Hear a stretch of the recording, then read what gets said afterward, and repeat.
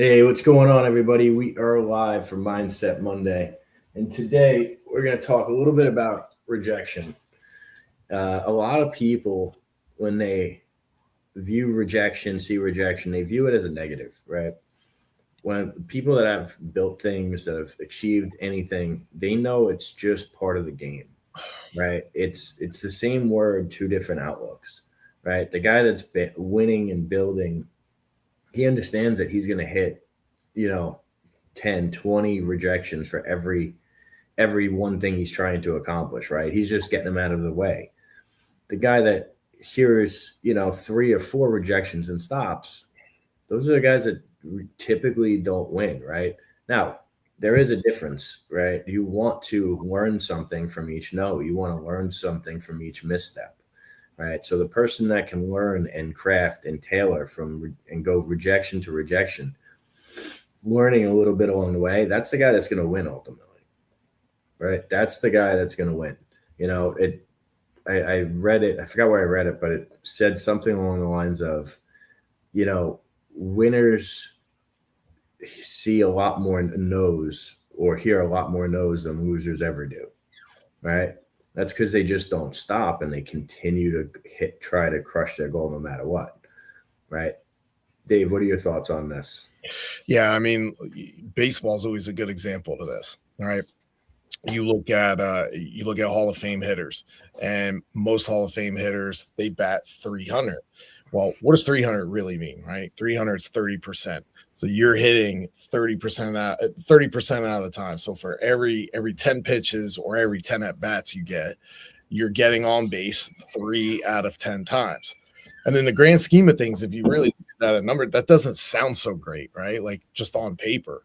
But if you look at it, from a Hall of Fame perspective, hey, you're going in, you bat 250, you're 5% down, you're not getting in. I mean, Yeah.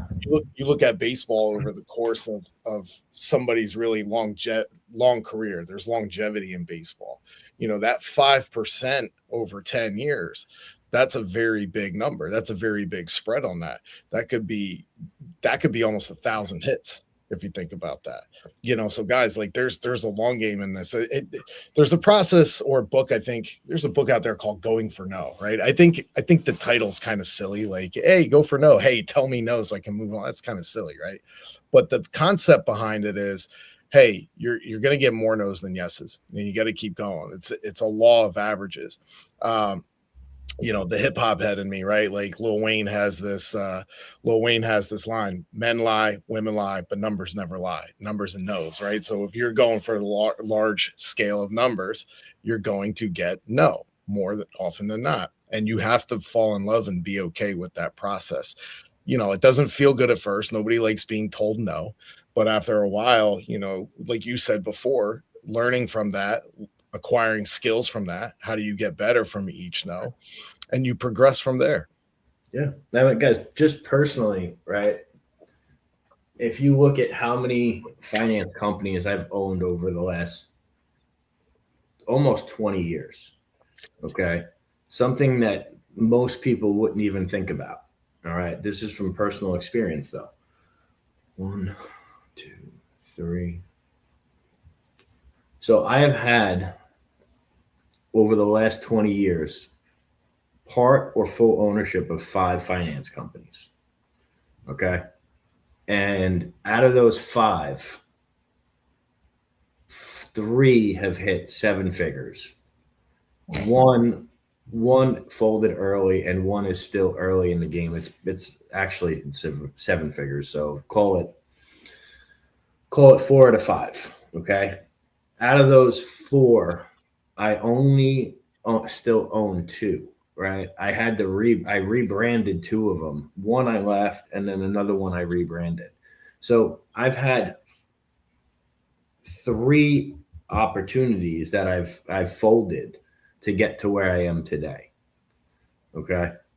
And so think about anything you guys have tried to do. Have you failed at something or done it that many times? I have, right? And this is my current iteration today, which is going stronger. Why? Because I've learned each stop along the way. I learned from a bunch of different experiences, right? And it made me a better operator. It made me a better leader. It made me understand running companies at a much higher level, right? So that's 3 different failures to get to where I am today, right? And so it just proves out the model. I mean, Dave, what about you? Where are you at in that cycle? Yeah, I mean, we're year 6 here, right? And I think we talked about this last Monday when we were talking about, I mean, longevity, right? It's a perfect talk about that. Like everybody always overestimates what they can do in a year, and they don't understand what they could do in a decade or 20 years or 30 years, right? It's a long man's game. There's in business and in entrepreneurship, that's a forever game. It's that you get better as time goes on. You learn more, you create more relationships, your skill set goes up to where I know we like to correlate a lot to sports, but there's a shelf life on that. There's a limited there's a diminishing return in athletics. The older you get, the more your performance is going to go down. And that's guaranteed. Like if you're LeBron or if you're Tom Brady, I mean, yeah, 40, right? Like you get 40, there's still not many people. That wall's limited there, but they're not going to play until their 50s, and that's it. So then what do you do for the next 30, 40, 50 years of your life?